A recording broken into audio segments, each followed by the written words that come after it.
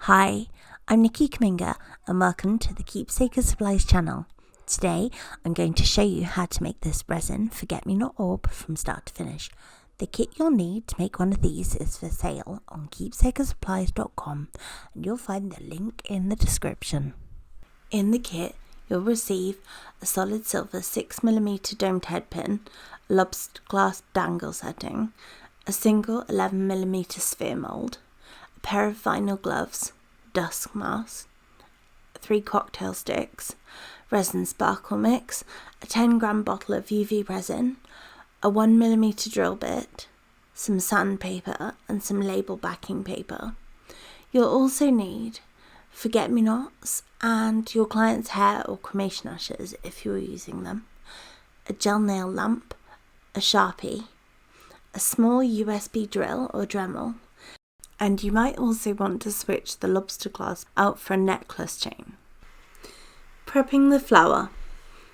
Put your forget-me-not on a bit of label backing paper. Pour the first bit of resin on the corner because it will probably have an air bubble. Carefully put a dot on top of the forget-me-not.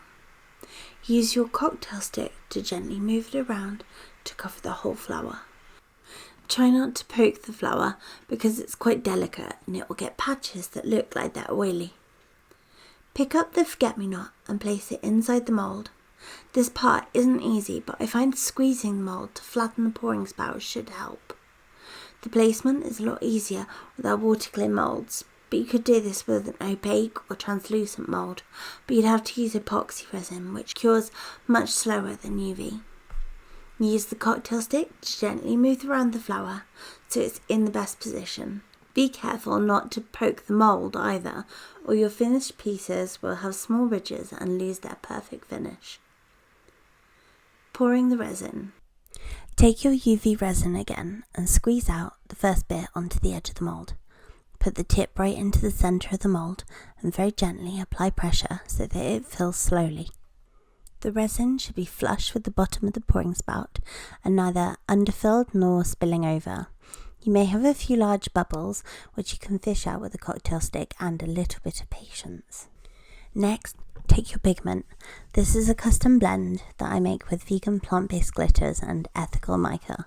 That's mica which isn't mined by children, unlike many other mica powders on the market. If you don't like the colour sample included in your kit, you can actually use a tiny scraping of old eyeshadow instead. Place a small amount on top of the mould. This would be an ideal time to add some cremation ashes, preserved breast milk powder, umbilical cord or placenta if you're using them.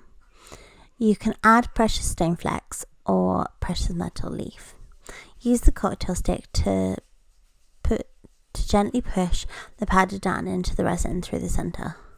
I like to avoid the edges of the mould to give my work lots of depth and allow light to pass through. Check for large air bubbles, then you can add or remove a little bit of resin if needed. Finishing the orb. Put your mould under a UV nail lamp for about 99 seconds. I prefer to use an LED lamp with a low heat setting and I like to cool the piece completely, then cure again on the same setting. Once the piece is completely cooled, you can remove it from the mould. Our silicone is soft, but it's strong and really stretchy, so it's not going to snap when you pull it wide to remove the cast. You might need to remove a little excess resin with sandpaper, being careful not to scratch it. If it's a little underfilled, then you can add a small drop of UV resin to dome at the top and then put it back under the UV lamp again. If the orb wasn't fully cured, or it was touched when it was still hot, it can get sticky and dull. We sell a UV top coat that you can use to recoat pieces like this if you don't want to remake it. Drilling a resin orb. Use a black Sharpie pen to make a dot dead in the centre of the pouring hole if you're going to drill. You don't always have to drill the resin orbs, as you can buy or make cages to contain them, and there are some great videos linked down below showing you how to make one by hand. If you want to add a bail, however, you should fully drill through the centre rather than just gluing one on the top. It's much safer if your client accidentally pulls the orb. I like to use a pearl drill for the best accuracy when fully drilling. You just align the dot made with the Sharpie with the dot at the top of the vise. It takes a bit of patience and practice to line it up nicely, and using something pointy helps to move it in tiny amounts. A USB drill or a manual Archimedes drill is much more affordable though, or you can use a rotary tool like a Dremel. Just try to drill straight. Adding a head pin.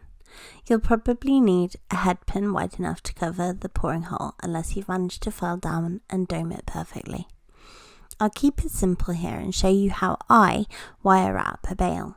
There are great tutorials out there and I'll link to them below. I use these bale making pliers to form a simple loop and wrap the wire around. I'm using the domed head pin from the kit, which I made by hand.